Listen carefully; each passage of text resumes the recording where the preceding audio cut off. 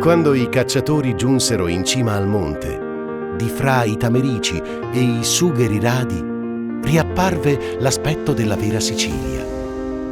Quello nei cui riguardi città barocche ed aranceti non sono che fronzoli trascurabili.